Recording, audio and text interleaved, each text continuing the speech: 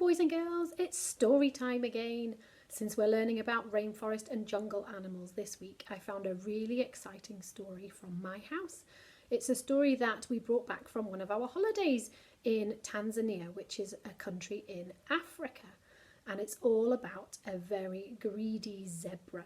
You might see lots of animals in there that you've been learning about. See which ones you spot, and I hope you enjoy the story. Enjoy! So this is the story of Greedy Zebra, and it's written by somebody called Hadithi, and the drawings are done by somebody called Adrian Kenaway. Like I said, it's from our holiday in Tanzania, and it's stories about animals and why they came to be how they are. So this story is going to tell us how Greedy Zebra got his stripes. There we are, Greedy Zebra. There he is, he's got food in his mouth again. Long, long ago, all the animals in the world were a dull, depressing colour. No coats, no horns, no spots and no stripes. Just dull and dusty. Until one stormy day in the heart of the leafy forests of Africa, there was a great rumbling in the earth, and all of a sudden a huge cave appeared in the ground.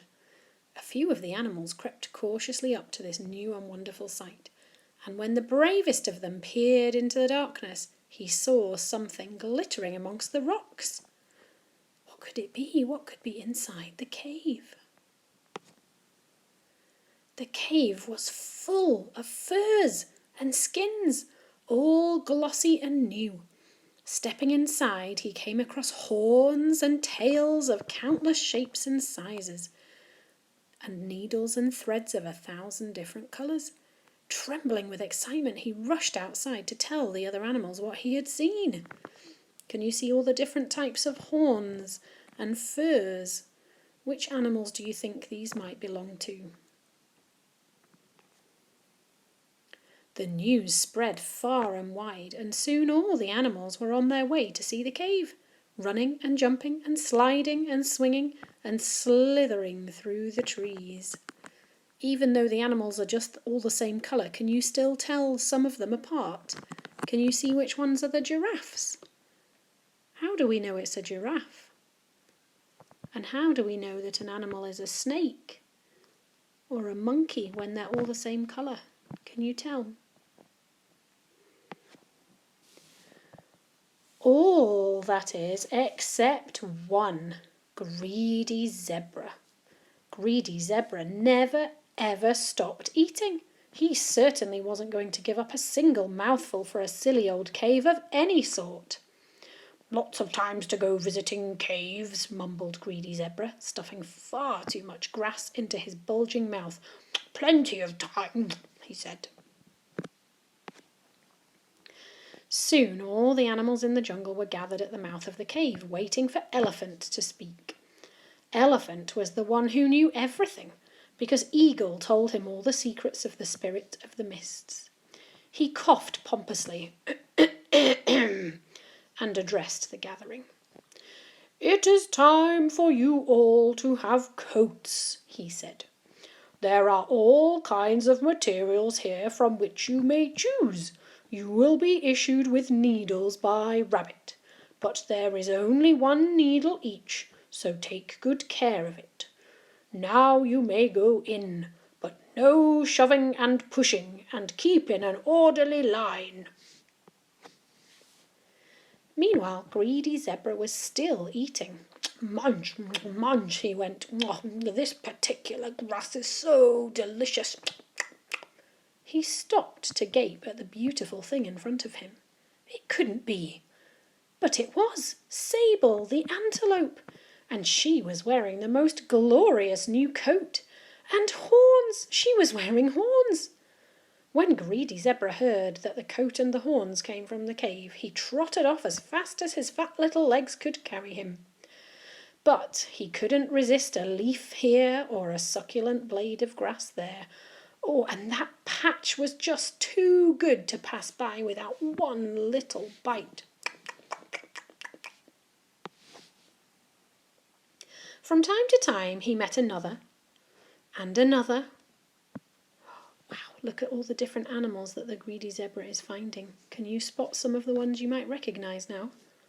I think I can see a lion and a toucan and another antelope, some squirrels, and yet another animal. Oh, there's buffaloes this time, a chameleon. Who can spot the alligator? Can you see the alligator? And even a hippo. He met another and another of the wonderfully clothed animals. Stopping for a last bite not far from the cave, he watched Leopard finish her sewing. Leopard, as careful as usual, had sewn the most splendid fur coat, with spots all over it. Greedy Zebra could hardly believe his eyes as he watched Leopard wriggle into the perfectly fitting fur. "I shall have spots like that," he said to himself, and he hurried off, eager to reach the cave. But it was a hot day, so he stopped for a cool drink at a stream, and there he came across a patch of the greenest grass he had ever seen. "Delicious!" he munched, smacking his chubby lips. Back at the cave, most of the animals were leaving. Only Rhino and Elephant were still cutting their material. They had chosen a very strong grey cloth. Poor old Rhino, who was very short-sighted, had stuck his horns on any old how, and was having a terrible time.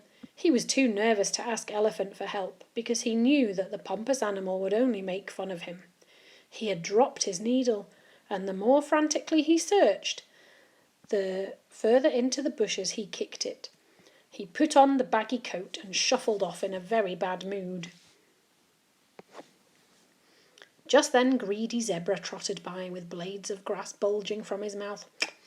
"I'll have spots like Leopard," he was saying, "and horns like Kudu, a mane like lion, and a tail like cheetah. I shall be the finest looking animal in the forest." Can you see he's thinking about spots and horns and a mane and a tail? That's what he wants to look like. And at the risk of indigestion, he gave a short gallop into the cave. Then he stopped, aghast. There was nothing left. No horns, no fine cloth, nothing. Frantically he searched through the cave, but all he could find were a few strips of black material. Forlornly he cut them all to the same size and stitched them together. Oh dear, poor Greedy Zebra. He took so long to get to the cave, there's nothing left for him to choose from. "It looks very tight," he thought nervously to himself. Being such a very fat zebra, he had a terrible time squeezing into his coat. He pushed and grunted and oohed and ahed, and pop! He was inside. But what a tight fit! It was nearly bursting at the seams around his fat tummy. He trotted down to the stream to take a quick bite of a leafy bush, and pop! His coat burst open. Pop, pop, pop, pop, pop, pop, pop! His tubby tummy squeezed through the seams. How the monkeys roared with laughter. Oh dear, poor zebra, it was too tight. It's all come apart where he sewed the strips together. Can you see that that's made him look stripy like a zebra? That's a very clever story to tell us that. To this day his chubby stomach shines through his coat because he is so greedy.